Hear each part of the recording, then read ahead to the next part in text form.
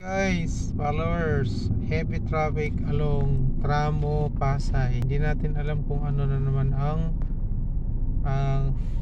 pinagmumulan ng traffic na ito. Ayan, ang galawan, no?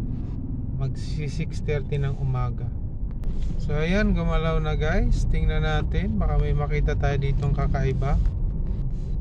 Eto guys, mayroong nagpapalit yata dito ng hindi ko alam kung poste o wiring o ayun o yung mga Meralco dito sa kabilang side. Ayan o, nasa taas yung iba nilang tauhan. Ayan, kaya pala sobrang traffic, ito pala ang naging dahilan. Yung Meralco nagpapalit siguro ito ng kable ng kanilang kuryente. Ayan, nakaano sila dyan, nakaparada sa gilid ng isang sikat na hotel dito sa Pasay. So ayun guys, yung aking vlog for today, at may ginagawa dito yung Meralco kaya sobrang traffic sa Pasay Tramo. Bye, morning.